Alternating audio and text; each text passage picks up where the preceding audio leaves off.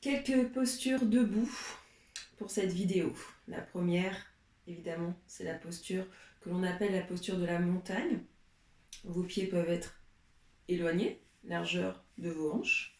C'est rarement ça, hein. C'est plutôt ça. Hein. Voire rapprochés avec les gros orteils qui se touchent, pas forcément les talons. À vous de voir ce que vous préférez.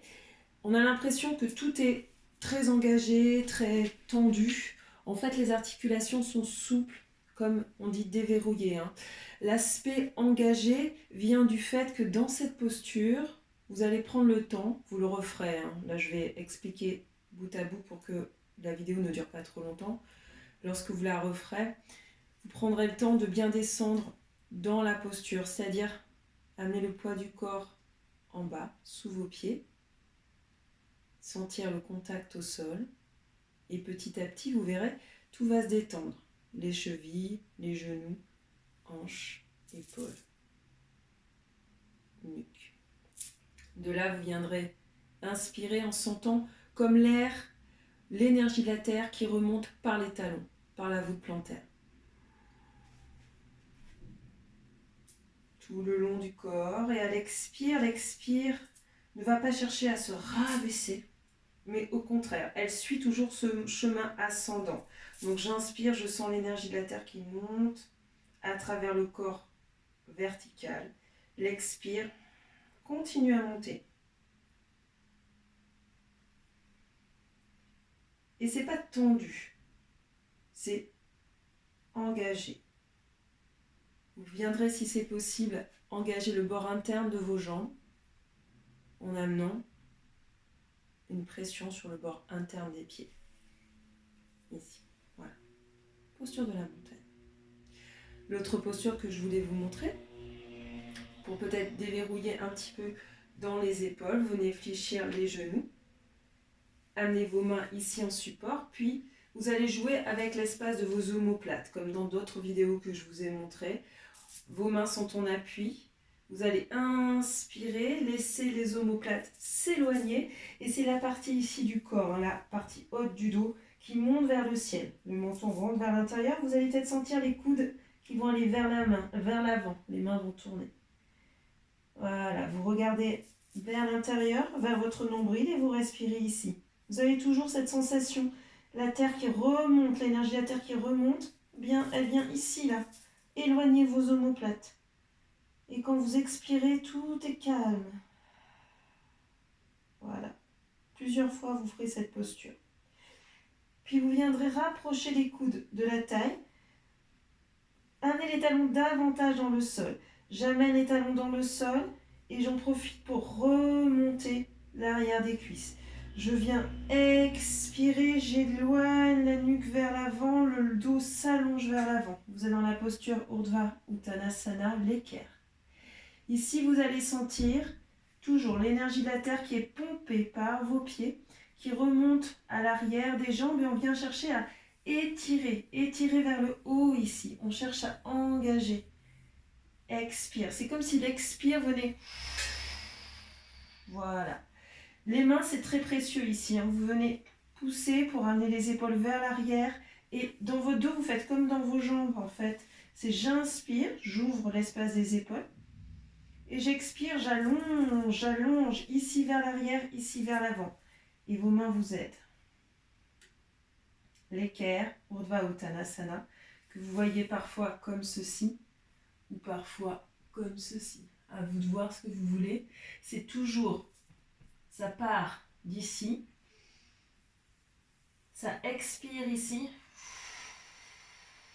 Je suis toujours en train d'appuyer tout en aspirant. Appuie et aspire en même temps vers le sol. Ici, étire, que vous soyez ici ou plus haut. Le dos suit cet étirement. Posture de l'équerre. Après Urdhva Uttanasana, souvent on propose Uttanasana. Je vous propose toujours d'avoir vos mains ici, les coudes très près de la taille. Et vous allez venir inspirer.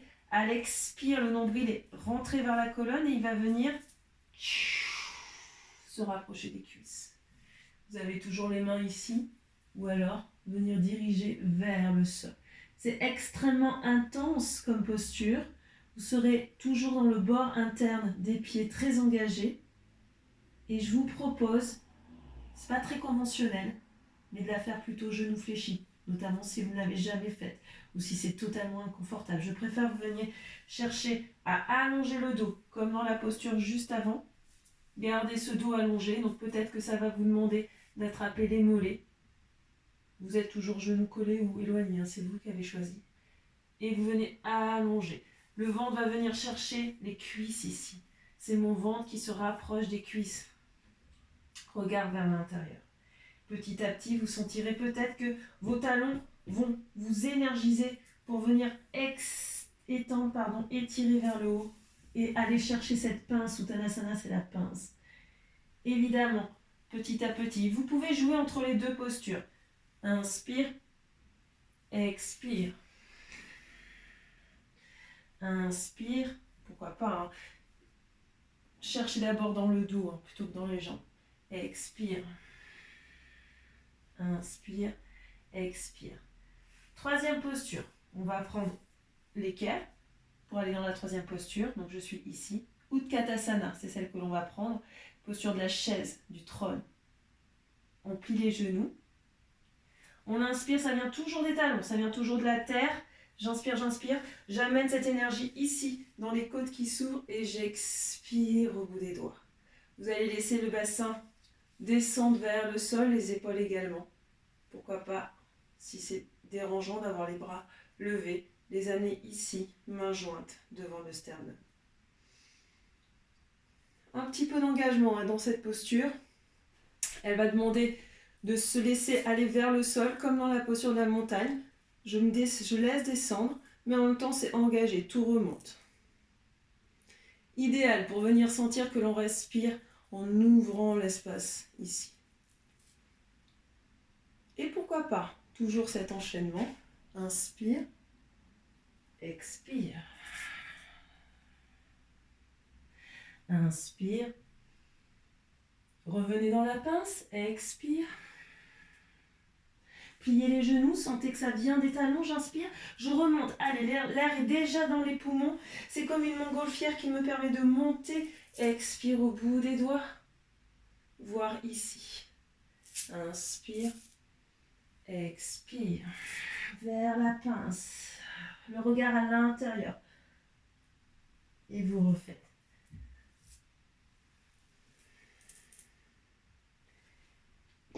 Dans les postures debout, je vous rajoute un petit truc qu'on aurait pu le faire à l'avant, au début, pardon.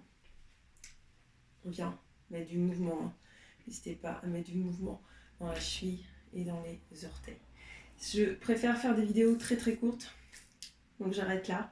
Évidemment, vous avez peut-être envie de continuer. Je ferai d'autres vidéos, donc vous verrez des postures qui pourront se rajouter. Soyez patients avec vos corps, avec vos respirations. Et le petit conseil, c'est vraiment, venez chercher à ouvrir ici. Et respirer ici. Et avant toute chose, assurez-vous que la partie de la nuque et de la mâchoire accepte la pratique, c'est-à-dire se détend un petit peu. Si vous êtes toujours comme ça, c'est pas très agréable et ça va tendre tout le corps. Donc je viens accepter, relâcher dans la mâchoire avant de rentrer dans la pratique. Merci beaucoup.